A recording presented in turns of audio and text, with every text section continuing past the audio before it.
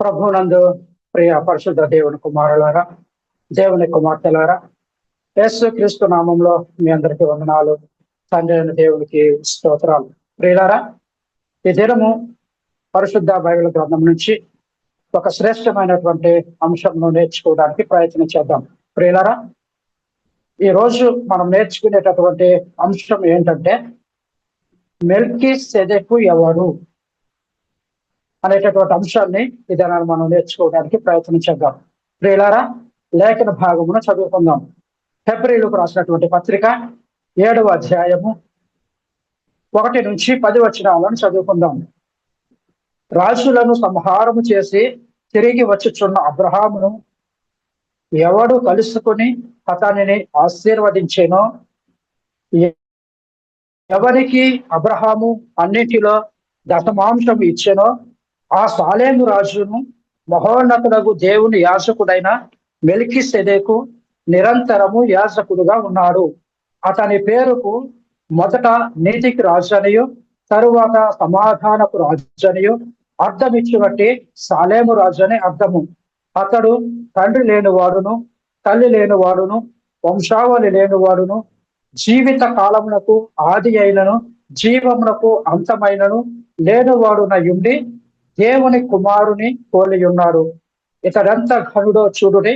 మూల పురుషుడైన అబ్రహాము అతనికి కొల్లగొన్న శ్రేష్టమైన వస్తువులలో 10వ వంతు ఇచ్చెను. మరియు లేవి కుమారులలో నుండి యాజకత్వము పొందిన వారు తమ సహోదరులు అబ్రహాము గర్భవాసము నుండి పుట్టినను ధర్మశాస్త్రము చొప్పున వారి యొద్ద అనగా ప్రజల యొద్ద 10వ వంతును పుచ్చుకొనుటకు ఆజ్ఞను పొంది ఉన్నారు. కానీ వారితో సంబంధించిన వంశావళి లేనివాడైన మెల్కీసెదెకు అబ్రహాము వద్ద 10వ వంతు పుచ్చుకొని వాగ్దానములను పొందిన వానిని ఆశీర్వదించెను. తక్కువ వాడు ఎక్కువ వాడి చేత ఆశీర్వదించబడునను మాట కేవలము నిరాక్షేపమై ఉన్నది. మరియు లేవి క్రమము చూడగా చావునకు లోనైన వారు 10వ వంతులను పుచ్చుకొనుచున్నారు. అంతేకాక ఒక విధమున చెప్పిన ఎడల 10వ వంతులను పుచ్చుకొను అబ్రహాము ద్వారా దశమాంశములను ఇచ్చెను. ఎలయనగా మెల్కీసెదెకు అతని పితరుని కలుసుకున్నప్పుడు లేవి తన పితరుని గర్భములో ఉండెను. ప్రియులారా, చదవబడినటువంటి ఈ యొక్క లేఖన భాగమును మనం పరిశీలన చేసుకుంటే అబ్రహాము దగ్గరకు వచ్చింది ఎవరు? ఈ వాక్య భాగంలో మనం చదువుకున్నటువంటి ఆ వాక్య భాగంలో ఉన్నటువంటి క్యారెక్టర్స్ అన్ని కూడా ఎవరి దగ్గర ఉన్నాయి? ప్రియులారా, ఆలోచించేయండి. సంస్థ పరంగా కానీ సంఘ పరంగా కానీ ఎవరిని ఉద్దేశించి చెప్పినవి కావు. ఎవరిని అవమానపరచాలని కించపరచాలని మీకెవరికి తెలియదు నాకు మాత్రమే తెలుసు అని చెప్పటానికి మేము ముందుకు రాలేదు. బైబిల్ ఏదైతే చెప్తుందో ఆ విషయాలను మీకు తెలియజేయడానికి మాత్రమే మేము ముందుకు వచ్చాము. కాబట్టి ప్రియులారా, సహోదరులారా, వాక్యాన్ని వినండి, గ్రహించండి, అర్థం చేసుకోవడానికి ప్రయత్నం చేయండి. ఇక్కడ ఎవరిని అవమానపరచడానికి ఈ యొక్క వాక్య భాగాన్ని నేను మీ ముందుకు తీసుకురావటం లేదు. బైబిల్ ఏదైతే చెప్తుందో దానిని మాత్రమే మేము ముందు ఉంచాలని ఆశతో నేను మీ ముందుకు వచ్చి ఉన్నాను. కాబట్టి అయితే అర్థం చేసుకోవడానికి ప్రయత్నం చేయండి. ప్రియులారా, చదవబడినటువంటి లేఖన భాగమును హెబ్రీ పత్రిక 7వ అధ్యాయము మొదటి 10 వచనాలలో మనము చదువుకున్నాం కదా. ఈ చదవబడినటువంటి ఈ లేఖన భాగమును మనం పరిశీలన చేసుకుంటే అబ్రహాము దగ్గరకు వచ్చింది ఎవరు? ఈ క్యారెక్టర్స్ అన్ని కూడా ఎవరి దగ్గర ఉన్నాయి? అసలు ఈ మెల్కీసెదెకు ఎవరు? దేవుని కుమారుని పోలి ఉన్నాడు అని చెప్పేసి అంటున్నాడు. అబ్రహామును ఆశీర్వదించాడు అని చెప్పేసి అంటున్నాడు. మహోన్నతులకు దేవుని యాజకుడైన మెల్కీసెదెకు నిరంతరము దేవునికి యాజకుడుగా ఉన్నాడు. ఈ మెల్కీసెదెకట ఎలాంటి వాడంటే తండ్రి లేని వాడును తల్లి లేని వాడును వంశావళి లేని వాడును జీవిత కాలమునకు ఆది అయినను జీవమునకు అంతమైనను లేని వాడై ఉన్నాడు అని లేఖన భాగము చాలా స్పష్టంగా తెలియజేస్తున్నది.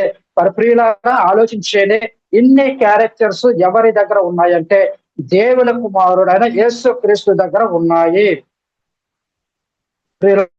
యేసు క్రీస్తును పోలిన వాడు అని చెప్పేసి అంటున్నాడు. మరి యేసు క్రీస్తును పోలిన వాడు అంటే అబ్రహాము దగ్గరకు వచ్చింది యేసు క్రీస్తా? ఒకసారి ఆలోచించండి. దేవుడి కుమారుని పోలి ఉన్నాడంటే మరి అబ్రహాము దగ్గరకు వచ్చింది యేసు క్రీస్తా? మెల్కీసెదెకు అనే ఆయన యేసు క్రీస్తా? లేక యేసు క్రీస్తే మెల్కీసెదెకుగా అబ్రహాము దగ్గరకు వచ్చాడా? ప్రియులు ఒకసారి ఆలోచించండి. మెల్కీసెదెకుగా అబ్రహాము దగ్గరకు వచ్చాడా, లేక యేసు క్రీస్తుకు మరి ఒక పేరు మెల్కీసెదెకా? ఒకసారి ఆలోచించండి ప్రియులారా. యేసు క్రీస్తే మెల్కీసెదెకా? ఒకసారి ఆలోచించండి ప్రియులారా.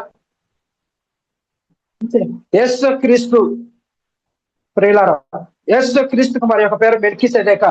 మరి ఈ మెల్కీసెదెకు అనే ఆయన ఎవరు? ఈ మెల్కీసెదెకు అనే ఆయన ఎవరు? ఈ మెల్కీసెదెకు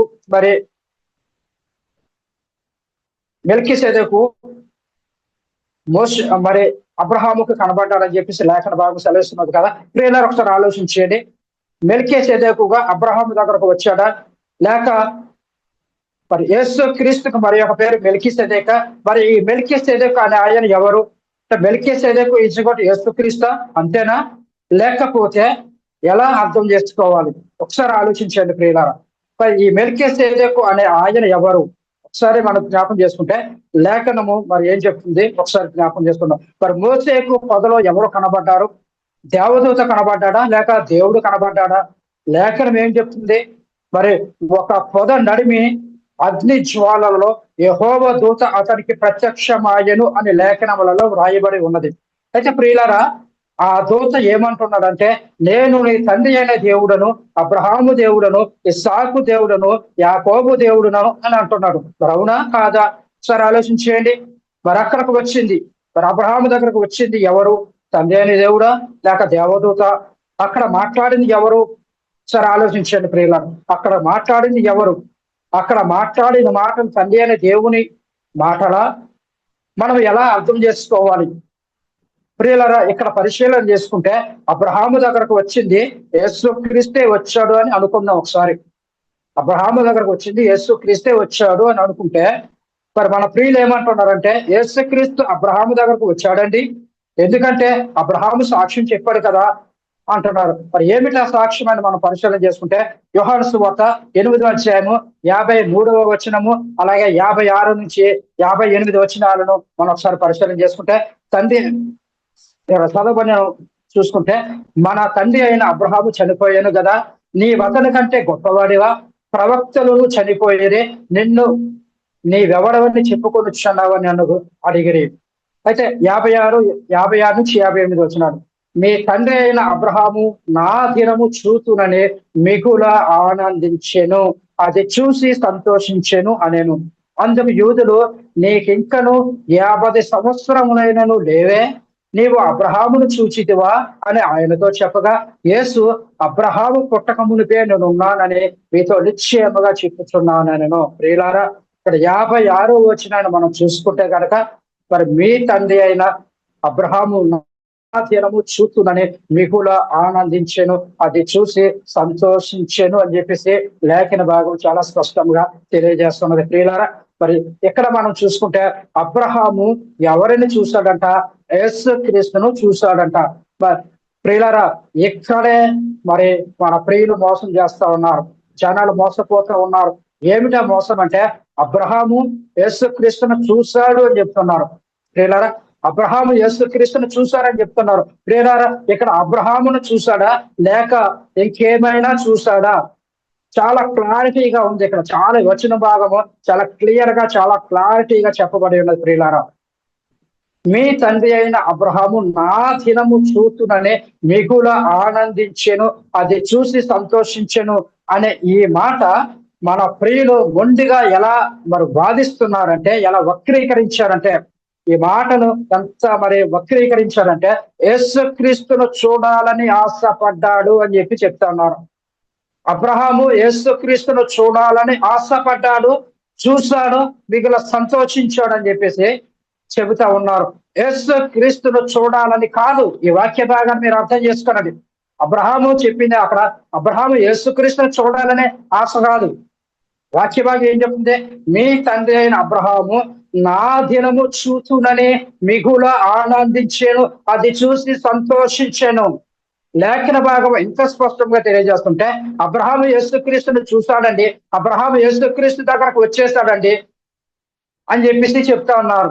అయితే మీరు చెబుతున్నటువంటి ఈ యొక్క వాక్య భాగము మరి దేవుని మాటలకు విరుద్ధమైనది. ప్రియులారా, యేసుక్రీస్తును చూడాలని కాదు, అక్కడ మనం చాలా స్పష్టంగా చదవాలి. ప్రియులారా, నా దినము అంటే మెల్కీసెదెకును కలుసుకున్న దినమును చూడాలని ఆశపడ్డాడా? ఏంటండి ఇది? అసలు బైబిల్ చదువుతున్నారా? బైబిల్ ఏమైనా అర్థం చేసుకుంటున్నారా? బైబిల్ గ్రంథాన్ని ఎలా చదవాలో మీకు అర్థం చేసుకుంటున్నారా? బైబిల్ గ్రంథం చదివే విధానం ఎలాగో మీకు తెలుస్తున్నదా? మీ బైబిల్ గ్రంథం చదివేటప్పుడు ఎలాగ చదువుతున్నారు? భౌతిక సంబంధమైన నేత్రాలతో చూస్తున్నారా? ప్రకృతి సంబంధమైన నేత్రాలతో చూస్తున్నారా? ఆత్మ సంబంధమైనటువంటి నేత్రాలతో చూస్తున్నారా? లేఖనం ఏం చెప్తుంది? ఆత్మ సంబంధమైనటువంటి సంగతులను ఆత్మ సంబంధమైనటువంటి సంగతులతోనే మనం సరిచూడాలి, సరిపోల్చాలి. అప్పుడే దేవుని వాక్యం మనకు అర్థమవుద్ది. అంతేగాని ఆత్మ సంబంధమైనటువంటి విషయాలను తీసుకొని వచ్చి ప్రకృతి సంబంధమైన భూ సంబంధమైనటువంటి వాటితో ముడిపెట్టేసి మన స్వనీతిని స్థాపింపబూనుకొనుచు దేవుని వాక్యమును వక్రీకరించి మనం బోధించినట్లయితే రోజు బోధకులుగా ఉన్నటువంటి వారికి మరి రెండంతల శిక్ష ఉన్నది అని చెప్పేసి లేఖన భాగము చాలా స్పష్టంగా తెలియజేస్తున్నది. కాబట్టి ప్రియులారా, సార్ ఆలోచించేయండి, అర్థం చేసుకోవడానికి ప్రయత్నం చేయండి. లేఖనాలను చదివేటప్పుడు ఆత్మ సంబంధమైనటువంటి నేత్రాలతో మనం చదవాలి. ఆత్మ సంబంధమైన విషయాలుగా మనం అర్థం చేసుకుని మనము చదవాలి, మనము బోధించాలి. అంతేగాని ప్రకృతి సంబంధముగా భూ సంబంధముగా మనము బోధించకూడదు. సార్ ఆలోచించాడు ప్రియులారా. ఇక్కడ మరి చాలా స్పష్టంగా ఉంది. నా దినము అని అంటే మెల్కీసెదెకును కలుసుకున్న దినమును చూడాలని ఆశపడ్డాడా? కాదండి. యేసు క్రీస్తు దినము చూడాలి అంటే అర్థం ఏంటి? ఇది మనం అర్థం చేసుకోవాలి ప్రియులారా. మరి అబ్రహామునకు అప్పటికే వాగ్దానము చేయబడిందండి. ఆ వాగ్దానమును అబ్రహాము విశ్వసించాడట. ఏమని విశ్వసించాడు? దేనిని విశ్వసించాడని మనం పరిశీలన చేసుకుంటే మృతుల పునరుద్ధానమును గురించి అబ్రహాము విశ్వసించాడు. మరొక మాట ఏంటంటే లోకంలో ఆశీర్వదించబడే వంశాలన్నిటి గురించి ఆయన అంటే అబ్రహాము ఎదురు చూస్తున్నాడు. అది చూసి ఆనందించాడట, అది చూసి సంతోషించాడట ప్రియులారా. అంతేగాని యేసుక్రీస్తును చూడాలని కాదు. నా దినమును చూతు అంటే అర్థం ఏంటంటే, నా దినం అంటే అబ్రహామునకు అప్పటికే వాగ్దానం చేయబడింది. ఆ వాగ్దానమును అబ్రహాము విశ్వసించాడట. ఏమని విశ్వసించాడు? దేనిని విశ్వసించాడని మనం పరిశీలన చేసుకుంటే యేసు క్రీస్తు మృతులలోంచి పునరుద్ధానుడై తిరిగి లేచుటను బట్టి లేస్తాడు అని చెప్పేసి ఆయన విశ్వసించాడు. లేచుటను గురించి అబ్రహాము విశ్వసించాడు. అంత మాత్రమే కాదు కానీ లోకంలో ఆశీర్వదించే వంశాలన్నింటి గురించి కూడా అబ్రహాము ఎదురు చూస్తున్నాడు. అది చూసి సంతోషించాడట. దేనిని చూడాలని అబ్రహాము ఆశపడ్డాడు? మెల్కీసెదెకును చూడాలని ఆశపడ్డాడా? ఇది మనం ఆలోచించాల్సినటువంటి అవసరం ఉన్నది ప్రియులారా. అయితే చాలా మంది ఏమీ అర్థం చేసుకోకుండా వినే వాళ్ళ గొర్రెలైతే ఈయన చెప్పేది ఏది చెప్పినా గానీ వాళ్ళు తల ఊపుతూ ఉంటారండి. వినే వాళ్ళను గొర్రెలుగా చేసి, వినే వాళ్ళకు అర్థం కాకుండా చేసి, వినే వాళ్ళను మరి ఆత్మ సంబంధమైనటువంటి నేత్రాలను తొలగించి భౌతిక సంబంధమైన నేత్రాలతో వారు దేవుని వాక్యము చూసే విధముగా మరి లాజిక్కులు జిమ్మిక్కులు చేస్తూ దేవుని వాక్యాన్ని ప్రక్కన పెట్టేసి వాళ్ళకి నచ్చిన రీతిలో వారికి అర్థమైనటువంటి రీతిలో వారు బోధ చేస్తా ఉన్నారు ప్రియులారా. మరి ఏమి అసలు చాలా మంది అసలు ఏ బైబిల్ గ్రంథంలో ఉన్న విషయాలు ఏమి కూడా వారు అర్థం చేసుకోకుండా మరి వాళ్ళు బోధ చేస్తా ఉన్నారు ప్రియులారా. మీ తండ్రి అయిన అబ్రహాము నా దినమును చూచునని మిగులు ఆనందించెను, అది చూసి సంతోషించెను అని అంటున్నాడు. నా దినము చూచునని అంటే ఏ దినము? మృతుల పునరుద్ధార దినము, అక్షయతను సువార్త వలన. ప్రియులను ఆలోచించేది. నా దినము అంటే మృతుల పునరుద్ధాన దినము. మృతుల పునరుద్ధాన దినము అని మనం ఆలోచన చేసుకుంటే ప్రియులారా, ఆ యేసు క్రీస్తు మరణమును నిరర్ధకము చేసి జీవమును అక్షయతను సువార్త వలన వెలుగులోనికి తెచ్చినటువంటి దినము.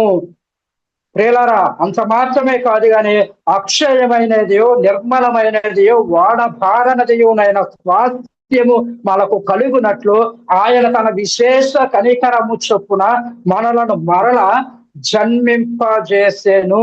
ప్రియులారా, ఆలోచించండి. నిర్మలమైనటువంటి వాడబారినటువంటి స్వాస్థ్యం మనకు కలిగినట్లు ఆయన తన విశేష కనికరము చొప్పున మనలను మరల జన్మింప చేసినటువంటి దినము. ఆ దినాన్ని చూడవలనని అబ్రహాము మిగులు ఆశపడ్డాడంట, చూసి సంతోషించాడంట. అసలు అబ్రహాము దగ్గరకు వచ్చింది ఎవరు? ఒకసారి ఆలోచించండి ప్రియుల. ఎప్పుడైనా ఆలోచించారా? అసలు అబ్రహాము దగ్గరకు వచ్చింది ఎవరు అంటే మెల్కీసెదెకు అని ఈ వచనాన్ని చూపిస్తా ఉన్నారు ప్రియులారా. మెల్కీసెదెకును చూచుటను బట్టి మరి యోహాను సువార్తలో ఈ మాటలు చెప్పాడు అనేటటువంటిది సరి అయినటువంటి వాక్య విశ్లేషణ కాదు. నా దినము చూతునని మిగులు ఆనందించెను, అది చూసి సంతోషించెను అనేను. నా దినము చూతునని అంటే ప్రియులారా, ఒకసారి ఆలోచించండి. ఏ దినము గురించి చూసే అబ్రహాము ఏ దినాన్ని చూసి సంతోషించాడు, ఏ దినాన్ని చూసి ఆనందించాడో లేఖనాలలో మనం పరిశీలన చేద్దాం. అపోస్తుల కార్యముల గ్రంథము 3వ అధ్యాయం 24 నుంచి 26 వచనాలను మనం పరిశీలన చేసుకుందాం. మరియు సమూయేలు మొదలుకొని ఎందరు ప్రవక్తలు ప్రవచించిరో వారందరూ ఏ దినమును గూర్చి ప్రకటించిరి. ఆ ప్రవక్తలకును దేవుడు అబ్రహాముతో నీ సంతానమందు భూలోక వంశములన్నీ ఆశీర్వదించబడునని చెప్పి మీ పితరులతో చేసిన నిబంధనకు మీరు వారసులై ఉన్నారు. దేవుడు తన సేవకును పుట్టించి మీలో ప్రతి వాని దుష్టత్వం నుండి మళ్లించుట వలన మిమ్మల్ని ఆశీర్వదించుటకు ఆయనను మొదట మీ యొద్దకు పంపెను. ప్రియులారా, ఒకసారి ఆలోచించండి. సమూయేలు మొదలుకొని ఎందరు ప్రవక్తలు ప్రవచించిరో వారందరూ ఏ దినము గురించి ప్రకటించిరి. ఇది మనకు కావాలి. సమూయేలు మొదలుకొని ప్రవక్తులందరూ ప్రవచించారని లేఖనం చెప్తా ఉన్నది. ఈ ప్రవక్తలందరూ సమూయేలు మొదలుకొని ప్రవక్తలందరూ కలిసి ఏ దినము కొరకు వారు ప్రవచించారు? నీకు అర్థమవుతుందా? ఎప్పుడైనా పరిశీలన చేసావా? ఎప్పుడైనా ఆలోచించావా? వాక్యాన్ని ఏ విధంగా చదువుతున్నాం? వాక్య విశ్లేషణ ఎలా ఉన్నది? నీకు నచ్చిన రీతిలో వాక్యాన్ని బోధిస్తే అది వాక్యానికి విరుద్ధమైనటువంటి విశ్లేషణ. నీ విశ్లేషణ సరి చేసుకో. నువ్వు ఆలోచించాల్సినటువంటి అవసరం ఉన్నది. నీ నేత్రాలు తెరవబడాలి. ఆత్మ సంబంధమైనటువంటి నేత్రాలతో, వెలిగింపబడినటువంటి నేత్రాలతో నువ్వు చూడాలి లేఖన భాగాన్ని. అప్పుడే అది నీకు అర్థం అవుద్ది. ప్రియులారా, అంతవరకు నీకు అర్థము కాదు దేవుని వాక్యము. చదవబడిన లేఖన భాగంలో చూస్తే మరి ప్రవక్తలందరూ కూడా అబ్రహాము మరి ఎందరు ప్రవక్తలు ప్రవచించారో ఈ ప్రవక్తలందరూ కూడా ఏ దినముల గురించి ప్రకటించిరి. ఇది మనకు కావాలి. అబ్రహాము ఏ దినము గురించి ఎదురు చూశాడు? ప్రవక్తలందరూ ఏ దినము గురించి ప్రవచించారు? ప్రియులారా, అపోస్తుల కార్యముల గ్రంథము 2వ అధ్యాయం 31వ వచనాన్ని మనం చదువుకుందాం. క్రీస్తు పాతాళంలో విడుబడలేదనియో ఆయన శరీరం కుళ్ళిపోలేదనియో దావీదు ముందుగా తెలుసుకుని ఆయన పునరుత్థానమును గూర్చి చెప్పాను. దావీదు కూడా దేనిని గురించి చెబుతున్నాడండి ఈ వాక్య భాగాన్ని బట్టి? దావీదు కూడా ప్రవచించాడు. దేనిని గురించి ప్రవచించాడు? సరే ఆలోచన చేశారా? దావీదు కూడా మరి దేనిని గురించి చెబుతున్నాడండి? క్రీస్తు పునరుత్థానం గురించే చెబుతున్నాడు.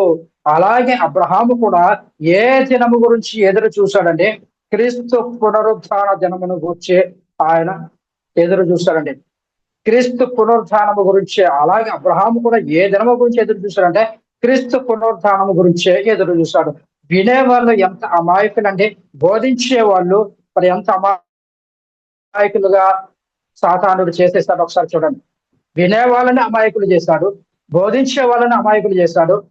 దేవుని వాక్యాన్ని ఉన్నది ఉన్నట్టుగా చెప్పకుండా సత్య సంబంధమైనటువంటి వాక్యమును ప్రక్కన పెట్టేసి ఈ లోక సంబంధమైనటువంటి విషయాలను వాక్యముతో ముడిపెట్టేసి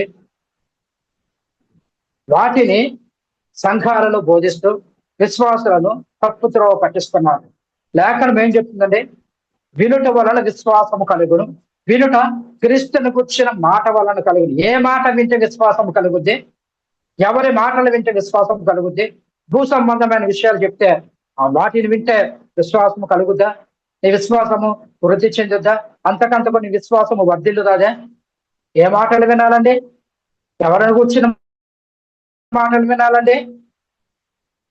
ఇక్కడ మన సొంత మాటలు చెప్పడానికి అవకాశం లేదండి. దేవుని పక్షాన మనం నిలబడినప్పుడు, దేవునికి ప్రతినిధిగా మనం దేవుని సన్నిధిలో మనం నిలబడి మాట్లాడుతున్నప్పుడు వాక్యమును వక్రీకరించి చెప్పకూడదు. వాక్యమును వక్రీకరించి చెప్పినట్లయితే అతను శాపగ్రస్తుడిగా ఉంటాడని లేఖనం సెలవిస్తున్నది. పరలోకంలో పాలు ఉన్నదని చెప్పేసి లేఖనం సెలవిస్తున్నది. అతను రెండవ మరణమునకు మరి చెందినటువంటి వాడని లేఖనం సెలవిస్తున్నది. ప్రియులారా, ఒకసారి ఆలోచించేయండి. వాక్యమును మనము వక్రీకరించి చెప్పడానికి వీలు లేదు. ప్రియులారా, చూడండి ఎంత చక్కగా మాట్లాడుతున్నాడు. ప్రియులారా, ఆలోచించేయండి. చదవబడినటువంటి లేఖన భాగాన్ని మనం ఒకసారి జ్ఞాపకం చేస్తున్నాం. ప్రవక్తలందరూ కూడా ఏ దినముల గురించి ప్రకటించారంటే దావీదు కూడా మరి క్రీస్తు పునరుత్థానం గురించి ప్రకటించాడు. అలాగే అబ్రహాం ఏ దినం గురించి ఎదురు చూశాడంటే క్రీస్తు పునరుత్థానం గురించి ఎదురు చూశాడు. మరి మెల్కీసెదెకు అబ్రహామును కలిసిన ఆ దినాన్ని గురించి యేసుక్రీస్తు చెప్పేశాడు అనేసి అబద్ధ బోధలు చేస్తా ఉన్నారు. ప్రియులారా, చూడండి, మెల్కీసెదెకట అబ్రహామును కలిశాడట. ఈ మెల్కీసెదెకు అబ్రహాము కలిసిన ఆ దినాల గురించే యేసుక్రీస్తు చెప్పేశాడు. యేసుక్రీస్తు చెప్పేశాడు అబ్రహామును కలిసిన దినము గురించే. అబ్రహాము నా దినమును చూడాలని ఆశపడుతున్నాడు కదా, ఇదిగో నేను నీ దగ్గరకు వచ్చేసాను, నువ్వు చూడు, నువ్వు సంతోషించు, నువ్వు ఆనందించు అని చెప్పేసి యేసుక్రీస్తు అబ్రహాము భుజము తట్టి అబ్రహాముతో చెప్తున్నాడు. అబ్రహాముకి కనబడ్డాడు అని చెప్పేసి మరి అబద్ధ బోధన చేస్తా ఉన్నారు ఈనాటి బోధకులు. ప్రియులారా, ఆలోచించేయండి. మెల్కీసెదెకుకు కలిసినటువంటి ఆ దినము గురించి యేసుక్రీస్తు ఇక్కడ యూదులతో మాట్లాడటం లేదండి. ఇక్కడ యోధులతో యేసుక్రీస్తు మాట్లాడిన మాటలు దాని గురించి కాదు, మెల్కీసెదెకుకు సంబంధించినటువంటి ఆ దినము గురించి కాదు. ప్రియులారా, అబ్రహాము ఏ దినము గురించి ఎదురు చూశాడు? దావీదు ఏ దినము గురించి ప్రవచించాడు? సమూయేలు మొదలుకొని ఎందరు ప్రవక్తలు ప్రవచించారో వారందరూ ఏ దినము గురించి ప్రవచించారు? సరే ఆలోచించేయండి. ఏ దినము గురించి ప్రవచించారు? మోసే దేనిని గురించి ఎదురు చూశాడు? ఇవన్నీ కూడా బైబిల్లో చాలా స్పష్టంగా వ్రాయబడి ఉన్నాయి. ప్రియులారా, ఎవరు ఏది చెబితే దానికే తల ఊపేటటువంటి పరిస్థితి నేటి కాలంలో క్రైస్తవ సమాజంలో ఎక్కువగా ఉన్నదండి. ప్రియులారా, ఈ ప్రవక్తలందరూ కూడా వాళ్ళందరూ ఏ దినము గురించి ప్రవచించారు, మోసే దేని గురించి ఎదురు చూశాడు, ఇవన్నీ బైబిల్లో చాలా స్పష్టంగా ఉన్నాయి. మనము అర్థం చేసుకోలేకపోవటం మూలాన, బైబిల్ను క్రమముగా చదవకపోవటం వలన ఎవరు ఏది చెబితే దానికి తల ఊపేటటువంటి పరిస్థితి నేటి క్రైస్తవ సమాజంలో ఉంటూ ఉన్నది. ఒకసారి ఆలోచించండి. ఇక్కడ మరి బైబిల్ చెబుతున్నటువంటి మాట ఏమిటంటే, మీ తండ్రి అయిన అబ్రహాము నా దినము చూతునని మిగుల ఆనందించెను, అది చూసి సంతోషించెను అని చెప్పేసి అంటున్నాడు. నా దినము చూతునని అంటే ఏ దినము చూడవలనని అబ్రహాము ఆశపడ్డాడు. ఇక్కడ చాలా స్పష్టంగా ఉన్నది. సమూయేలు కొని ఎందరు ప్రవక్తలు ప్రవచించిరో వారందరూ ఈ దినమును గూర్చి ప్రకటించిరి అని అంటున్నాడు. అపోస్తుల కార్యముల గ్రంథము 2వ అధ్యాయము 30 నుంచి 31 వచ్చిన మనం చూసుకుంటే, అతని సమాధి నేటి వరకు మన మధ్య ఉన్నది. అతడు ప్రవక్త అయి ఉండెను కనుక అతని గర్భఫలములో నుండి అతని సింహాసనము మీద ఒకటి కూర్చుండబెట్టుదును అని దేవుడు తనతో ప్రమాణ పూర్వకముగా ఒట్టు పెట్టుకునే సంగతి అతడు ఎరిగి క్రీస్తు పాతాళములో విడువబడలేదనియో ఆ శరీరము కుళ్ళిపోలేదనియో దావీదు ముందుగా తెలుసుకునే ఆయన పునరుత్థానమును గురించి చెప్పాను. అలాగే 36 వచ్చిన అపోస్తుల కార్యముల గ్రంథము 2వ అధ్యాయం 36 వచ్చినాన్ని మనం పరిశీలన చేసుకుంటే, మీరు సిలువ వేసిన ఈ యేసునే దేవుడు ప్రభువుగాను క్రీస్తుగాను నియమించెను. అలాగే అపోస్తుల కార్యముల గ్రంథము 3వ అధ్యాయము 15 వచ్చినాన్ని మనం చూసుకుంటే, మీరు జీవాధిపతిని పంపితిరి గాని దేవుడు ఆయనను మృతులలో నుండి లేపాను, అందుకు మేము సాక్షులము. ప్రియులారా, ఈ లేఖన భాగములను ఒకసారి అర్థం చేసుకోవడానికి ప్రయత్నం చేయండి. ప్రియులారా, అబ్రహాము ఏ దినాన్ని చూడవలెనని మిగులు ఆనందించాను, అది చూసి సంతోషించాను. అంటే యేసుక్రీస్తు పునరుత్థాన దినాన్ని చూడవలెనని మిగులు ఆనందించాడు. అబ్రహాము మెల్కీసెదెకును చూడాలని ఆనందించడం కాదు, యేసుక్రీస్తు పునరుద్ధాన దినాన్ని చూడాలని చెప్పేసి అబ్రహాము మిగులు ఆనందించాడు. మెల్కీసెదెకు కలిసిన దినాన్ని గురించి వీళ్ళు ఎందుకు చెబుతున్నారు? బోధించేటటువంటి బోధకులు ఈ మెల్కీసెదెకు దినము గురించి ఎందుకు చెబుతున్నారు? వినేవాడు అమాయకుడైతే చెప్పేవాడు రాసి అయిపోతాడండి. వినేవాడు అమాయకుడుగా ఉంటే చెప్పేవాడు రాజు. వాడు భుజాల మీదకి ఎక్కి రాజ్యపాలన చేయడానికి ఇష్టపడుతూ ఉంటాడు. వినే వాళ్ళను అనగద్రొక్కాలని చూస్తూ ఉంటాడు. వినేవాళ్ళు సత్యము తెలుసుకోకూడదని ఆశపడుతూ ఉంటాడు. అసలు బోధించే బోధకుడికి సత్యం తెలిస్తే వినేవాళ్ళు కూడా సత్యం తెలుసుకుంటారు. అసలు బోధించే బోధకుడికే ఆ దినం ఏంటో, యేసుక్రీస్తు చెప్పిన మాటలలో ఉన్నటువంటి ఆంతర్యం ఏంటో, ఏ దినమును చూడాలని అబ్రహాము మిగులు సంతోషించాడు, ఆనందించాడో, ఆ దినం ఏంటో, ఏ దినము గురించి సమూయేలు మొదలుకొని ప్రవక్తలందరూ ప్రవచించారో ఆ దినము గురించి బోధించే బోధకుడికే తెలియకపోతే వినేవాళ్ళు ఏ విధంగా నేర్చుకుంటారు? వినేవాళ్ళు ఏ విధంగా విశ్వసిస్తారు? వినేవాళ్ళు ఏ విధంగా దేవుని కుమారత్వాన్ని పొందుకుంటారు? వినేవాళ్ళు ఏ విధంగా దేవుని రాజ్యమును స్వతంత్రించుకుంటారు? సార్ ఆలోచించేయండి ప్రియులారా. సరే, నేను ఎవరిని తక్కువ చేసి మాట్లాడడం లేదు ప్రియులారా. ఆలోచించండి, వాక్యాన్ని గ్రహించండి, అర్థం చేసుకోవడానికి ప్రయత్నం చేయండి. బైబిల్ గ్రంథం ఏది సెలవించుతున్నదో దానిని మాత్రమే నేను మీ ముందుకు తీసుకురావాలని ఆశపడుతున్నాను. ఈ లోక సంబంధమైన విషయాలు నేను మీ ముందుకు తీసుకురావాలని ఆశపడడం లేదు. ఎవరిని తక్కువ చేసి మాట్లాడాలనేది మా యొక్క ఉద్దేశము కాదు. బైబిల్ ఏదైతే చెప్తుందో దానిని మాత్రమే మేము మీ ముందుకు తీసుకొని వస్తున్నాం ప్రియులారా. సరే, ఆలోచించేయండి. మెల్కీసెదెకు అబ్రహామును కలుసుకున్న ఆ పరిస్థితి గురించి యేసుక్రీస్తు ఇక్కడ చెప్పింది. ప్రియులారా, ఆలోచించండి. యేసుక్రీస్తు పునరుద్ధాన దినాన్ని అబ్రహాము ఏ విధంగా చూశాడు? ఇది ప్రశ్న, $1,000,000 ప్రశ్న. అబ్రహాము యేసుక్రీస్తు పునరుద్ధాన దినాన్ని అబ్రహాము ఏ విధంగా చూశాడు? ఏ నేత్రాలతో చూశాడు? ఏ విధంగా చూశాడు? ఎవరికైనా అర్థమవుతుందా? ఎప్పుడైనా దీని గురించి పరిశీలన చేశారా? ప్రియులారా, యేసుక్రీస్తు పునరుద్ధాన దినాన్ని అబ్రహాము ఎలా చూశాడు అనేది మనకు అర్థం కావాలి.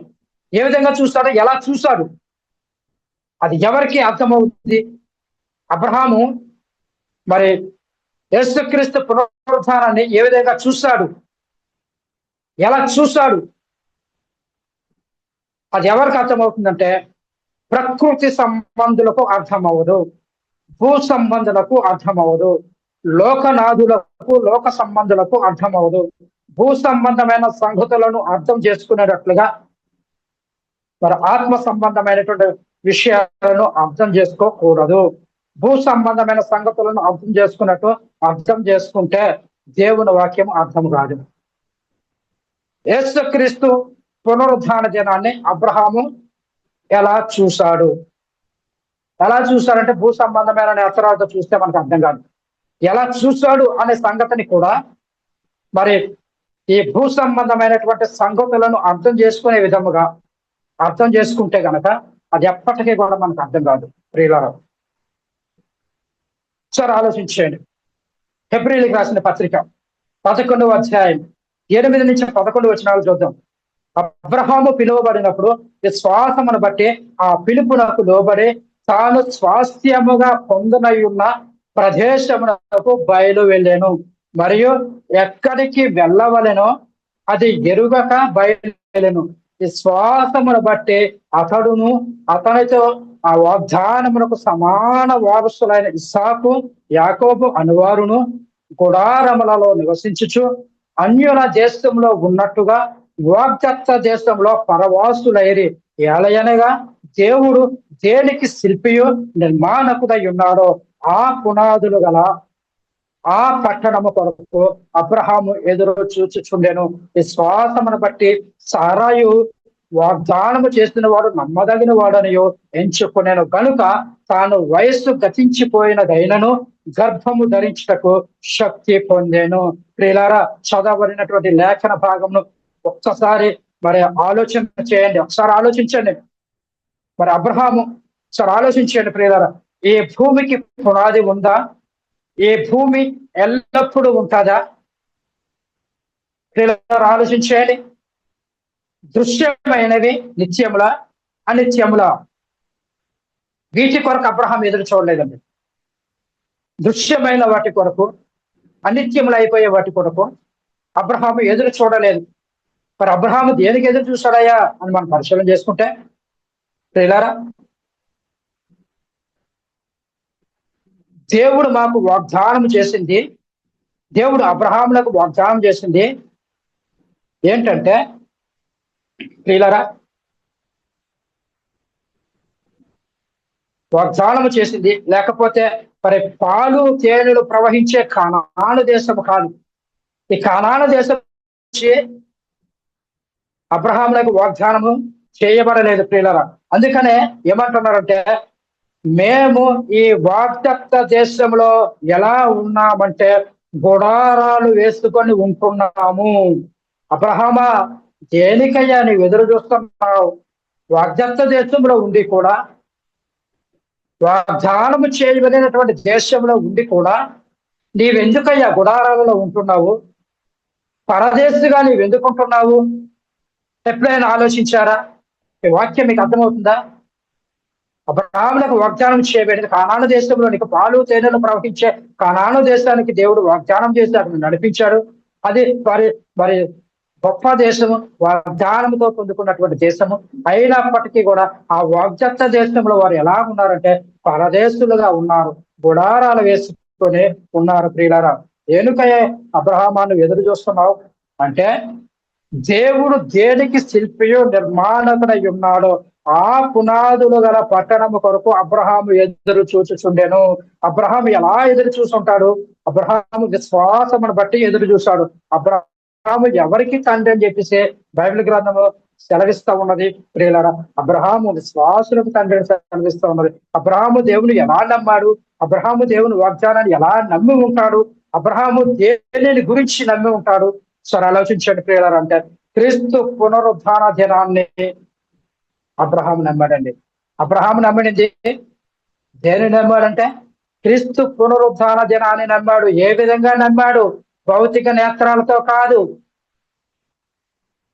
విశ్వాసముతో నమ్మాడు. విశ్వాసములకు కర్తయు దానిని కొనసాగించేవాడని యేసు వైపు చూశాడండి. యేసు క్రీస్తు దేనికి శిల్పియు నిర్మాణకుడై ఉన్నాడో ఆ పునాదులు కలిగినటువంటి పట్టణము కొరకు అబ్రహాము విశ్వాసముతో ఎదురు చూశాడు. కాబట్టి అబ్రహాము విశ్వాసులకు తండ్రి అయ్యాడు. ప్రియులారా, ఈ దినాన క్రైస్తవులకు ఉన్నటువంటి వారు, మేము దేవుని ప్రజలము, దేవుని పిల్లలము, మేము పరిశుద్ధులము, మేము నిర్దోషులము, మేము దేవునికి ఇష్టలము, మాకు తప్ప మరెవరో పరలోకానికి పోరు అనుకునేటువంటి ప్రియ సహోదరి సహోదరుడా, నువ్వు దేని కొరకు ఎదురు చూస్తున్నావు? ఈ లోకంలో ఏం కావాలని నువ్వు కోరుకుంటున్నావు? దేనిని సంపాదించుకోవడానికి నువ్వు క్రీస్తు దగ్గరకు వచ్చావు? దేనిని సమకూర్చుకోవడానికి నువ్వు క్రీస్తు దగ్గరకు వచ్చావు? నీ విశ్వాసం ఎవరి మీద ఆధారపడి ఉన్నది? అబ్రహాము ఎదురు చూసినట్టుగా నువ్వు చూడగలుగుతున్నావా? దేవుడు దేనికి శిల్పియో నిర్మాణకుడై ఉన్నాడో పునాదులు కలిగినటువంటి ఆ పట్టణము కొరకు ఈ భూమి మీద ఉంటూనే పరలోకములో ఉన్నటువంటి ఆ పట్టణము కొరకు దేవుడు దేనికి శిల్పి నిర్మాణకుడై ఉన్నాడో ఆ పట్టణము కొరకు ఎదురు చూస్తాడు. ఎలా ఎదురు చూస్తాడంటే విశ్వాసముతో ఎదురు చూస్తాడు. నువ్వు దేనితో ఎదురు చూస్తున్నావు? ఏది సంపాదించుకోవడానికి ఎదురు చూస్తున్నావు? ఈ లోకంలో ఏది సమకూర్చుకోవడానికి సంపాదించుకోవడానికి నువ్వు ఎదురు చూస్తున్నావు? సమకూర్చుకోవాలనుకుంటున్నావు? దేని కొరకు నువ్వు ప్రభు దగ్గరకు వచ్చావు? నీ విశ్వాసం ఏంటి? నీ నిరీక్షణ ఏంటి? నీ విశ్వాసం ఎలా ఉన్నది? నీ విశ్వాసము దేనిని ఆధారం చేసుకొని ఉంటూ ఉన్నది? నీ విశ్వాస ప్రమాణం ఏంటి? పరిశుద్ధ గ్రంథమా లేకపోతే ఈ లోకమా? నీ విశ్వాస ప్రమాణం ఏంటి? అపోస్తుల బోధ లేకపోతే పాత నిబంధన చరిత్ర కలిగినటువంటి ఆ పాత నిబంధన విషయాల, భూసంబంధమైన విషయాల? సరే ఆలోచించండి ప్రియులారా. ఇంకా మనం పరిశీలన చేసుకుంటే మోషే గురించి కూడా మనం ఒకసారి పరిశీలన చేసుకున్నాం ప్రియులారా. మోషే గురించి మనం ఒకసారి పరిశీలన చేద్దాం. హెబ్రీయులకు రాసిన పత్రిక 11వ అధ్యాయం 23-27 వచనాలు చదువుకుందాం. మోషే పుట్టినప్పుడు అతని తల్లిదండ్రులు ఆ శిశువు సుందరుడ ఎందుక చూచి విశ్వాసమును బట్టి రాజాజ్ఞకు భయపడక 3 మాసములు అతని దాచిపెట్టిరి. మోసే పెద్దవాడైనప్పుడు విశ్వాసమును బట్టి ఆ ఐగుప్తు ధనము కంటే క్రీస్తు విషయమైన నింద గొప్ప భాగ్యమని ఎంచుకొని అల్పకాల పాప భోగమును అనుభవించుట కంటే దేవుడి శ్రమ అనుభవించుట మేలని యోచించి ఫరో కుమార్తె యొక్క కుమారుడనని అనిపించుకున్నటకు ఒప్పుకొనలేదు. ఎలయనగా అతడు ప్రతిఫలముగా కలుగబోవు బహుమానముందు దృష్టి ఉంచెను.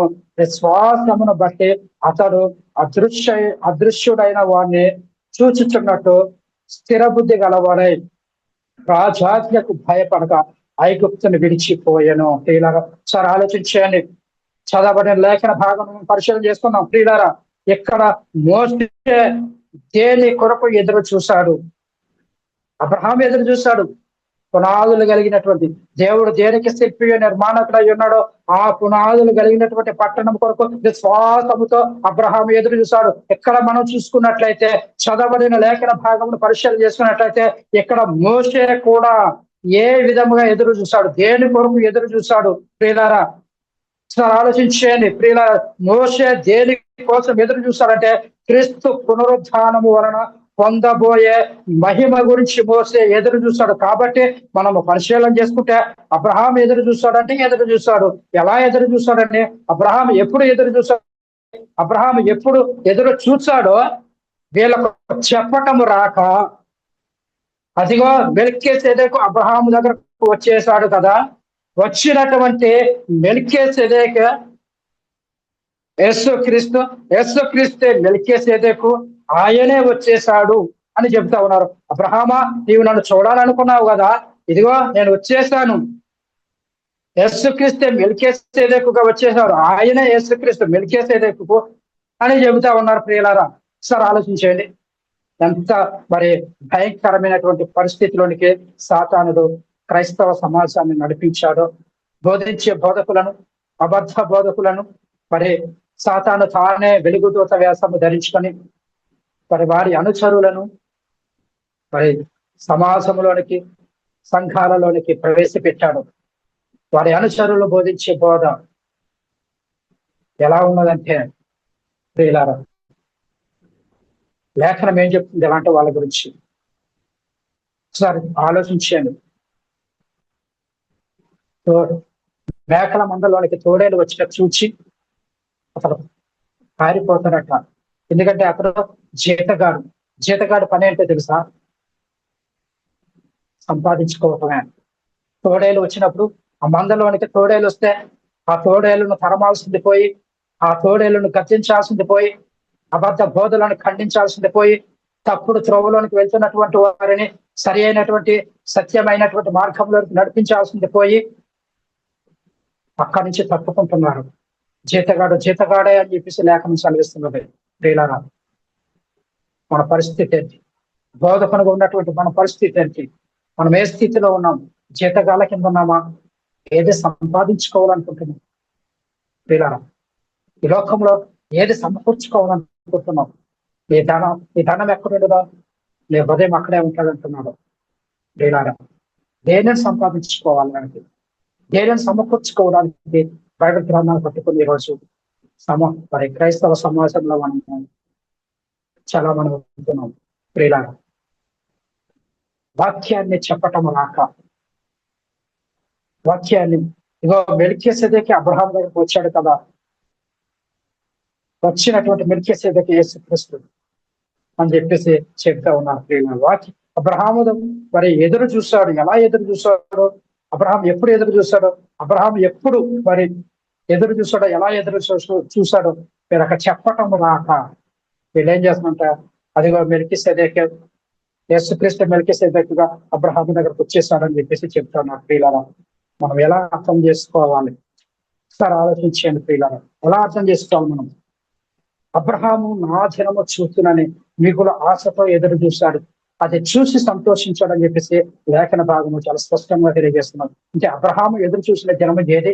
మెల్కీసెదెకును చూసిన దినమా? లేకపోతే ఏది? ఏ దినము కొరకు అబ్రహాం ఎదురు చూశాడు? మెల్కీసెదెకును చూడాలని, ఆ మెల్కీసెదెకు దినము గురించే అబ్రహాం ఎదురు చూశాడా? సరే ఆలోచించండి ప్రియులారా. అబ్రహాం ఎదురు చూసినటువంటి దినము ఏది?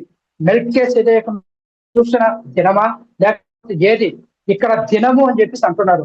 ఇక్కడ ఉన్నది నన్ను చూడాలని కాదు, నా దినమును గుర్చియే ప్రకటించిరి. నన్ను చూడాలని కాదు, నా దినమును. వాక్యం అర్థమవుతుందా? వాక్యం అంత స్పష్టంగా నా దినము చూడవాలనని చెప్పేసి లేఖనం అంత స్పష్టంగా క్లియర్ గా వ్రాయబడి ఉంటే, అక్కడేమో నా దినమును చూపు అని. ఎంత భయంకరంగానండి! వాక్యాన్ని ఎలా మారుస్తున్నారండి, వాక్యాన్ని ఎలా వక్రీకరిస్తున్నారండి ప్రియులారా. సరే ఆలోచించేయండి. దినము అంటున్నాడు, నన్ను చూడాలని కాదు, నన్ను చూడాలని చెప్పేసి అనుకున్నాడు అబ్రహాం అని చెప్పి చెప్తున్నాడు. నా దినము చూపు అని. నన్ను చూడాలని కాదు, అబ్రహాం ఆశపడింది యేసుక్రీస్తుని చూడాలని కాదు, మెల్కీసెదెకును చూడాలని కాదు, నా దినము చూడాలని ఆయన ఆశపడుతున్నాడు. ఇక్కడ దినము అంటున్నాడు ప్రియులారా. నా దినము చూడాలని అంటే సమూయేలు మొదలుకొని ఎందరు ప్రవక్తలు ప్రవచించడం వారందరూ ఏ దినమును గురించి ప్రకటించిరే. దేవుడు అబ్రహాముతో నీ సంతానముందు భూలోక వంశములన్నీ ఆశీర్వదించబడుననే వాగ్దానం ఏదైతే చేశాడో ఆ వాగ్దానానికి నెరవేర్పు ఏది అని అంటే యేసుక్రీస్తు మృతుల పునరుత్థానాన్ని గురించి దేవుడు తన సేవకును పుట్టించి ప్రతి వాని దుష్టత్వాన్ని మళ్లించి ఆశీర్వదించే దినమే ఆ దినం అండి ప్రియులారా. ఏ అబ్రహాం ఆ దినము కొరకు ఎదురు చూశాడు. ఏ దినము కొరకు ఎదురు చూశాడు? అది చెప్పటం చేత కాక, అది చెప్పటము తెలియక, అది చెప్పటం రాక, అది ఏ దినమో అర్థం కాక, ఆ దినము గురించి పరిశీలన చేయక, బైబిల్ గ్రంథాన్ని వారు పరిశీలన చేయక, పరిశోధించక, వారేం చెప్తున్నారు? చెప్పటం రాక వారు వాక్యాన్ని వక్రీకరిస్తున్నారు. చూడండి ఎంత చక్కగా ఉందో. నా దినమును గుర్చియే, నా దినమును చూడాలని అంటే ఏ దినము గురించి చూడాలని ఆశపడ్డాడు? ప్రియులారా ఆలోచించండి. సమూయేలు మొదలుకొని ఎందరు ప్రవక్తలు ప్రవచించడో వారందరూ ఈ దినమును గురించి ప్రకటించరే. దేవుడు అబ్రహాముతో నీ సంతానమందు భూలోక వంశములన్నీ ఆశీర్వదించబడుననే వాగ్దానం ఏదైతే చేశాడో దేవుడు అబ్రహాముతో, ఆ వాగ్దానానికి నెరవేర్పు ఏది అని అంటే యేసుక్రీస్తు మృతుల పునరుత్థానాన్ని గురించి దేవుడు తన సేవకుడు పుట్టించి ప్రతి వాని దుష్టత్వాన్ని మళ్లించి ఆశీర్వదించే దినమే అబ్రహాం ఎదురు చూసినటువంటి దినము ప్రియులారా. ఇవన్నీ కూడా మనకు అర్థం కావాలంటే మనకు ఏ నేత్రాలు కావాలి? ఏదో నోటికి వచ్చింది చెప్పటం కాదు, ఏదో నోటికి వచ్చిన మాటలు మాట్లాడటం కాదు, ఏదో ఎక్కడో భిన్నయ్యి అంటే ఈ లోకంలో ఉన్నటువంటి కొన్ని మాటలు తీసుకొచ్చి వాక్యంతో మూడు పెట్టేసి ఆ వాక్యాన్ని ఆ సమయం అయిపోతుంది కదా, ఆ సమయం కొరకు ఆ వాక్యాన్ని ముగించాలని చెప్పేసి ఏదో లోక సంబంధమైన విషయాలన్నీ తీసుకొచ్చి లోకంలో జరుగుతున్న ఆ వార్తలన్నీ తీసుకొచ్చేసి దేవుని వాక్యంతో ముడి పెట్టేసి వారు ఆర్భాటంగా బాహాటంగా చెప్పేస్తా ఉన్నారు ప్రియులారా. ఎంత భయంకరమైన పరిస్థితిలో ఉన్నారు నాటి క్రైస్తవ్యం. ఎలాంటి స్థితిలో ఉన్నారు బోధించే బోధకులు? సార్ ఆలోచించండి ప్రియులారా. ఈ వాక్యాన్ని అర్థం చేసుకోవాలంటే మనకి ఏ నేత్రాలు కావాలి? ఏ నేత్రాలు? ప్రకృతి సంబంధమైనటువంటి నేత్రాలు కావాలా, లేకపోతే భూ సంబంధమైనటువంటి నేత్రాలు కావాలా? మనకి ఏ నేత్రాలు కావాలని బైబిల్ గ్రంథం సెలవిస్తా ఉన్నది. ఏ నేత్రాల గురించి బైబిల్ చెప్తుంది? చూద్దాం. ఎఫెసీయులకు రాసిన పత్రిక 1వ అధ్యాయం 17 నుంచి 19 వచనాలు.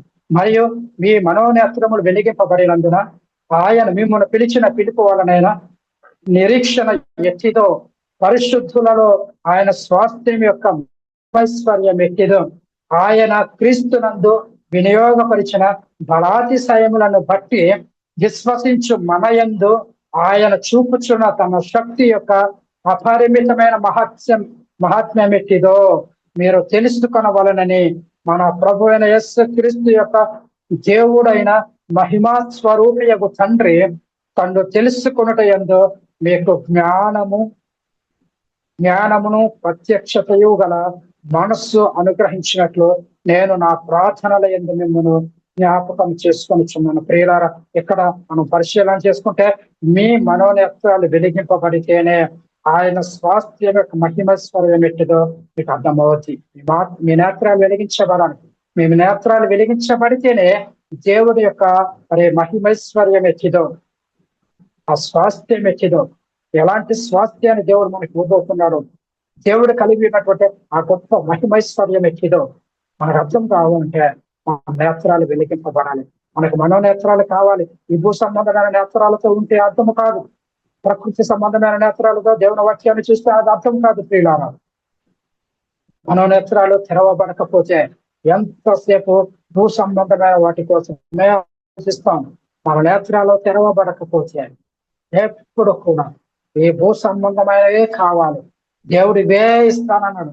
వీటి కొరకే మీరు ఎదురు చూడండి, వీటి కొరకే ప్రార్థన చేయాలని ఆ పాత నిబంధనలో ఉన్నటువంటి అవేవైతే దేవుడు ఇశ్రాయేలుకు ఆశీర్వాదంగా ఇచ్చాడు, దేవుడు ఇశ్రాయేలుకి ఇచ్చిన ఆశీర్వాదాలు భూ సంబంధమైనవే, అవే ఆత్మ సంబంధమైనవి కావండి. ఆత్మ సంబంధమైన ఆశీర్వాదాలు దేవుడు క్రైస్తవులకి ఇచ్చాడు. దేవుడు కలిగిన బిడ్డలకే దేవుడు ఇచ్చాడు. ఇశ్రాయేలుకి ఇచ్చిన ఆశీర్వాదాలు భూ సంబంధమైనవి, ప్రకృతి సంబంధమైనవి. వాటిని తీసుకొచ్చి క్రైస్తవులకు ఆపాదించేసి, ఇదిగో దేవుడు వస్తానన్నాడు కదా, దేవుడు ఈటినే నీకు ఇస్తానన్నాడు, ఈ భూ సంబంధమైన ఆశీర్వాదాలు దేవునికి ఇస్తానన్నాడు, ఇదిగో నువ్వు దీవించబడదు, నువ్వు పట్టణంలోనికి వెళ్తే దీవించబడదు, నీ భూఫలం దీవించబడదు, నీ గర్భఫలం దీవించబడదు, నీ దిప్పుటెదులు దీవించబడతాయి, నీ ఫలానా ఇవన్నీ దీవించబడదు. ఇవన్నీ దేవుడు నీకే ఇచ్చేశారు.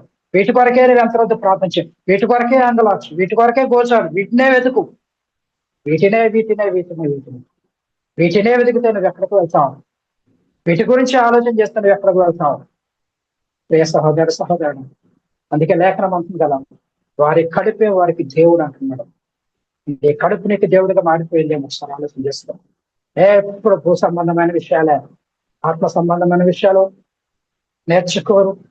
ఆత్మ సంబంధమైన విషయాల మీద ఆలోచించారు. ఎందుకంటే వాళ్ళ నేత్రాలు తెరవబడలేదు, వాళ్ళ నేత్రాలు మూయబడ్డాయి, మన మనోనేత్రాలకి గుండితనం కలిగింది. అందుకంటారు కదా, ఈ యుగ సంబంధమైనటువంటి దేవత అవిశ్వాసులైన వారి మనోనేత్రములకు గుడ్డితనము కలుగజేయటం వలన వారు దేవుని వాక్యాన్ని చూడలేకపోతున్నారు. ఈ యుగ సంబంధమైనటువంటి దేవత అనగా సాతాను నేత్రాలు మూసేశాడు, ఆత్మ సంబంధ నేత్రాలు తెరవకుండా చేశాడు. ఇలా ఆలోచించేయండి. చక్కగా వ్రాయబడిన మాట. మనోనేత్రాలు తెరవబడకపోతే ఎంతసేపు భూ సంబంధమైన వాటి కోసమే ఆలోచిస్తాం. దేవుడు ఇవే ఇస్తానన్నాడు, వీటి కొరకే దేవుని నమ్ముకోవాలి, వీటి కొరకే ప్రార్థన చేయాలి, వీటి కోసమే దేవుని ప్రార్థన చేయాలనే ఆలోచన ఉంటుంది. ఎప్పుడు భూ సంబంధమైన వాటిని చూస్తే మరి పైన వాటిని నువ్వు ఎప్పుడు చూస్తావు? దేవుడు ఏం చెప్పాడు? మీరు భూ సంబంధమైన వాటి మీద కాదు కానీ పైన వాటిని మీరు వెతకండి అన్నారు కదా. ఏమున్నాయి పైన? భూ సంబంధమైనవి ఏమున్నాయి? ఈ లోకంలో ఉన్నటువంటి ప్రకృతి సంబంధమైనటువంటి, ఎప్పుడు భూ సంబంధమైన వాటి మీద మనసు చూస్తే మరి పైన ఉన్న వాటిని ఎప్పుడు చూస్తా? నీ ఆయుష్ తగ్గిపోతుంది కదా, నీ ఆయుష్ తరిగిపోతుంది కదా. నువ్వెప్పుడు చూస్తావు పైన ఉన్న వాటిని? ఎప్పుడు వెతుకుతావు? ఎప్పుడు చూస్తావు పైన ఉన్న వాటిని? చూద్దాం ప్రియులారా, పైన ఉన్న వాటిని వెతకండి అంటున్నాడు యేసుక్రీస్తు ప్రభువు. చూద్దాం, కొలసీలకు రాసినటువంటి పత్రిక 3వ అధ్యాయం 1వ వచనం. మీరు క్రీస్తుతో కూడా లేపబడిన వారైతే పైన ఉన్న వాటినే వెదకుడి, అక్కడ క్రీస్తు దేవుని కుడిపార్శ్వమున కూర్చుని ఉన్నాడు. పైన వాటినే వెతకాలి. అర్థం చేసుకోవాలంటే మనకు ఏ నేత్రాలు కావాలి? పైన వాటివి, పైనవి మనకు అర్థం కావాలంటే, పైన వాటిని మనం చూడాలంటే మనకి ఏ నేత్రాలు కావాలి? ప్రియులారా, ఈ సందర్భంలో ఒక చిన్న మాటను నేను తెలియజేస్తాను. స్టెఫను రాళ్ళ కొట్టబడుతున్నప్పుడు ఈ భూమి మీద ఉండి ఏమి చూస్తాడంటే, సింహాసనం మీద ఆసీనుడై ఉన్నటువంటి దేవుడు కుమారుడని యేసుక్రీస్తును చూస్తాను. తండ్రి అయిన దేవుడు కుడిపార్శ్వము మీద ఆసీనుడై ఉన్నటువంటి యేసుక్రీస్తును చూస్తాను. ఆ మహిమను చూస్తాడు. ఈ భూమి మీద ఉంది, ఆయన నేత్రాలు తెరవబడ్డాయి. మరి ఈ భూమి మీద ఉండడు ఏం చూస్తున్నావు? వేటిని చూస్తున్నావు? ఈ భూమి మీద ఉండి ఎంతరోజు ప్రకృతిని చూస్తున్నావా? ఎంతరోజు భూ సంబంధమైనవి సంపాదించుకోవాలని చూస్తున్నావా? దేని కొరకు? నా ప్రాణమా తినుము త్రాగుము సుఖించము సంతోషించు ఆనందించు జీవిత కాలానికి సరిపడవన్నీ సమకూర్చానని చెప్పేసి నీ జీవితంతో నీ ప్రాణంతో చెప్పుకుంటే దేవుడు అంటున్నాడు, వెర్రివాడ, ఈ రాత్రి నేను నీ ప్రాణాన్ని అడుగుతున్నాను. ఇవన్నీ నువ్వు సంపాదించిన ఇవన్నీ ఎవరి వగ్గును? ఏది సంపాదించుకోవడానికి నువ్వు క్రీస్తు దగ్గరకు వచ్చావు? ఏది సమకూర్చుకోవడానికి నువ్వు క్రీస్తు దగ్గరకు వచ్చావు? ప్రియులారా, ఒకసారి ఆలోచించండి.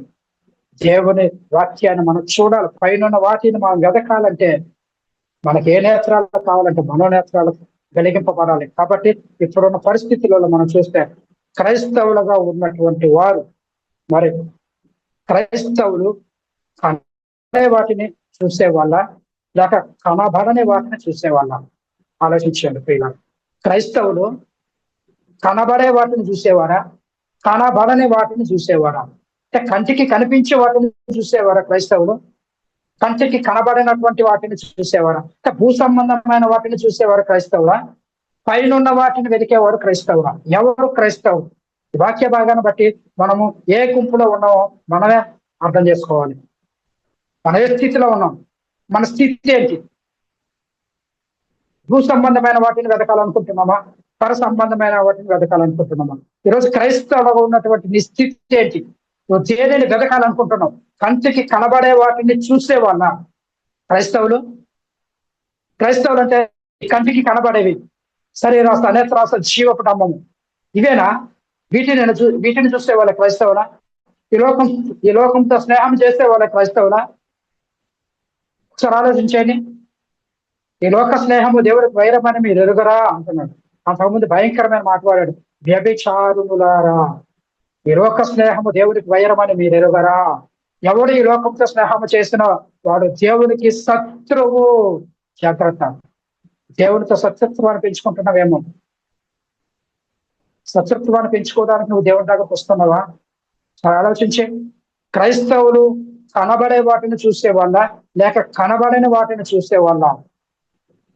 కొరింథీయులకు రాసినటువంటి 2వ పత్రిక 4వ అధ్యాయం 17వ వచనాన్ని మనం చదువుకున్నాం. మేము దృశ్యమైన వాటిని చూడక అదృశ్యమైన వాటినే నిదానించి చూచుచున్నాము అని అంటున్నాడు. మోసే నిజముగా దృశ్యమైన వాటిని చూస్తాడా లేక అదృశ్యమైన వాటిని చూస్తాడా? మోసే నిజముగా దృశ్యమైన వాటిని చూస్తే ఐగుప్తు సింహాసనము గొప్పదనిపించేది. మోసేకు దృశ్యమైన వాటిని చూస్తే, భూ సంబంధమైన వాటిని చూస్తే, మరి మోసే నిజముగా దృశ్యమైన వాటిని చూస్తే ఐగుప్తు సింహాసనము గొప్పదని చెప్పేసి మోసే కనిపించేది. కానీ మోసే చూడలేదు, ఈ లోకాన్ని చూడలేదు, ఈ లోక సంపదను చూడలేదు, ఫరో కుమార్తెకు కుమారుడను అని అనిపించుకోవడానికి అది ఇష్టపడలేదు. దేవుని ప్రజలతో నిండా అనుభవించడం నాకు మేలు అనుకున్నాను. దేవుని మహిమైశ్వర్యములు చూడాలని ఆశపడ్డాను. ఒకసారి ఆలోచించండి. మోసే నిజముగా దృశ్యమైన వాటిని చూస్తాడా లేక అదృశ్యమైన వాటిని చూస్తాడా? మోసే నిజముగా దృశ్యమైన వాటిని చూస్తే ఐగుప్తు సింహాసనము గొప్ప కనిపించేది. అలాగే అబ్రహాము కూడా వాగ్దత్త దేశంలో ఉండి అన్యుల దేశంలో ఉన్నట్టుగా గుడారాలలో ఎందుకు నివసించాడు? ప్రశ్న. ఎప్పుడైనా ప్రశ్న నీ మనసుకు పట్టిందా? దేవుడేమో పాలు తేనెలు ప్రవహించే ఆ వాగ్దాన దేశానికి నడిపించాడు, కానాను దేశానికి నడిపించాడు. ఆ కానాను దేశంలో ఉంటూ మరి అక్కడ ఆ వాగ్దాన దేశంలో ఉండే ఆయన ప్రవాసిగా గుడారాలలో ఎందుకు అన్యుల దేశంలో ఉన్నట్టుగా ఆయన గుడారాలు వేసుకొని ఎందుకు అక్కడ నివసించాడు? ఎప్పుడైనా ఆలోచించావు? అన్యుల దేశంలో ఉన్నట్టుగా గుడారాలలో ఎందుకు నివసించాడంటే ఏలయనగా దేవుడు దేనికి శిల్పి నిర్మాణకుడై ఉన్నాడో పునాదుల ఆ పట్టణము కొరకు అబ్రహాము ఎదురు చూశాడు. ప్రియులారా, అబ్రహాము దగ్గరకు వచ్చింది ఎవరు? మెల్కీసెదెకు. అయితే ఈ మెల్కీసెదెకు ఎవరు? మెల్కీసెదెకు ఎవరని లేఖనం చెప్తుంది. మనం చదువుకున్నాం కదా హెబ్రీ పత్రిక. ఈ మెల్కీసెదెకు ఎవరట? అతడు తండ్రి లేనివాడును, తల్లి లేనివాడును, వంశావళి లేనివాడును, జీవిత కాలమునకు ఆది అయినను జీవమునకు అంతమైనను లేనివాడై ఉండే దేవుడి కుమారుని పోలి ఉన్నాడు అంటే యేసుక్రీస్తు. కాబట్టి యేసుక్రీస్తే మెల్కీసెదెకుగా అబ్రహాము దగ్గరకు వచ్చేసాడు. ప్రియులారా, గమనించండి. యేసుక్రీస్తే వచ్చేస్తే యేసుక్రీస్తు ఈ భూమి మీదకి ఎన్నోసారి వస్తాడు. మన ప్రియులు చెబుతున్నట్టుగా యేసుక్రీస్తే అబ్రహాము దగ్గరకు వచ్చేసాడు. అబ్రహాము దగ్గర యేసుక్రీస్తు అబ్రహాము దగ్గరకు వచ్చేస్తే యేసుక్రీస్తు ఎన్నోసారి వస్తాడు ఈ భూమి మీదకి. సరే ఆలోచించండి, ఎన్నోసారి వస్తాడు అంటే మూడవసారి అవుతుంది. మొదటిసారిగా యేసుక్రీస్తు మొదటిసారి భూమి మీదకి వచ్చాడు, అలాగే రెండవసారి వస్తానని చెప్పేసి ఆయన చెప్పాడు. మరి యేసుక్రీస్తే అబ్రహాము దగ్గరకు వచ్చేస్తే ఇది ఎన్నవసారి అవుద్ది అంటే మూడవసారి అవుద్ది. అర్థమైందా ప్రియులారా? యేసుక్రీస్తే అబ్రహాం దగ్గరకు వచ్చాడు మెల్కీసెదెకుగా. ఈ మెల్కీసెదెకు యేసుక్రీస్తు మెల్కీసెదెకు ఆయనే, ఈయన ఆయన. కాబట్టి ఆయన వచ్చేసాడు. యేసుక్రీస్తు మెల్కీసెదెకుగా అబ్రహాం దగ్గరకు వచ్చాడు. అబ్రహాం చూశాడు, ఆనందించాడు, సంతోషించాడు, ఎగిరి గంతులు వేశాడు అని చెప్పి చెప్తున్నావు కదా. మరి యేసుక్రీస్తు ఎన్నోసారి వస్తాడు, ఎన్నిసార్లు వస్తానని చెప్పేసి లేఖనం సెలవిస్తుంది. మొదటిసారి వచ్చాడు, కన్యమర్య గర్భము ద్వారా శరీరాన్ని దాల్చుకొని లోకానికి వచ్చాడు, శరీరధారిగా యేసుక్రీస్తు లోకానికి వచ్చాడు. రెండవసారి ఆయన రాబోతున్నాడు. మరి మధ్యలో మూడవసారి ఎప్పుడు వచ్చాడు ఆయన అంటే ఈ రెండింటికి మధ్యలో మొదటిసారి వచ్చిన దానికి రెండవసారి ఇంకా రాలేదు, రాబోతున్నాడు. మరి ఈ మధ్యలో ఎప్పుడు వచ్చాడు యేసుక్రీస్తు అబ్రహాం దగ్గరికి? మరి అబ్రహాం దగ్గరికి వస్తే మూడవసారి అవుతుంది కదా. అంటే లేఖనము అబద్ధం చెప్తుందా? బైబిల్ గ్రంథము అబద్ధమా? దేవుని వాక్యము అబద్ధం చెప్తుందా? దేవుడు అవునని కాదన్నవాడు అయి ఉన్నాడా? అపోస్తలులు అవునని చెప్పి కాదన్నవాడు అయి ఉన్నాడా? యేసుక్రీస్తు అవునని చెప్పి కాదన్నవాడు అయి ఉన్నాడా? మరి ఎలా అర్థం చేసుకోవాలి? ఏ విధంగా మనం గ్రహించాలి?